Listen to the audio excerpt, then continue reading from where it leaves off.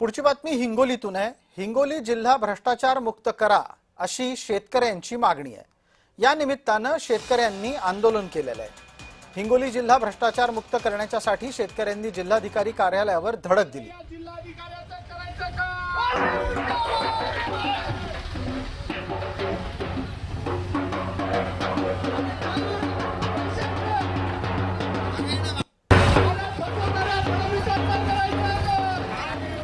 या ठिकाणी आलेले आहेत। आपण या ठिकाणी पैशाचं झाड नेमकं घेऊन आलात काय सगळं? अरे या जिल्ह्यामध्ये पैशाशिवाय कोणताच अधिकारी बोलेना।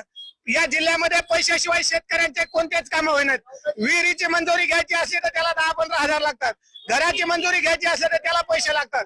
एखाद्या कार्यालयामध्ये गेलं, एखादं प्रमाणपत्र काढायचं असलं तर त्याला पैसे लागतात। अरे आम्ही पैसे द्यायचे तरी कुठं? हा हिंगोली जिल्हा भ्रष्टाचाराचा बालेकिल्ला म्हणून या ठिकाणी ओळखला जात आहे। मग आम्ही पैसे द्यायचे कुठून? आमच्या मायचं मंगळसूत्र आमच्या बापानं मोडलं आणि हे पैशाचं झाड शेतात लावलं। या पैशाचं झाड घेऊन आम्ही जिल्हाधिकाऱ्याकडे आलो आणि आता सांगणार साहेब आता तरी पैसे घ्या, कष्टाचे पैसे आहेत, आता तरी शेतकऱ्यांचे काम करा, आता तरी नागरिकांचे काम करा। आणि ज्या विहिरी चोरीला गेल्या, ज्या विहिरी चोरीला गेल्या त्या विहिरीच्या संदर्भात जे दोषी अधिकारी असतील त्यांच्यावर तरी कार्यवाही करा। राज्याची मुख्यमंत्र्यांनी जो अर्थसंकल्प सादर केला यामध्ये सरसकट शेतकऱ्यांचं कर्ज माफ करू अशी शेतकऱ्यांना अपेक्षा होती, पण सरकारने बसवलं आणि जिल्ह्यामध्ये इथले अधिकारी सुद्धा बसवले। विहिरीने खांदा पैसे त्या ठिकाणी उचलले गेलेत। मुख्य आरोपीवर कारवाई होणं अपेक्षित होतं। पैसे देऊन या ठिकाणी प्रकरण मिटवले जातात।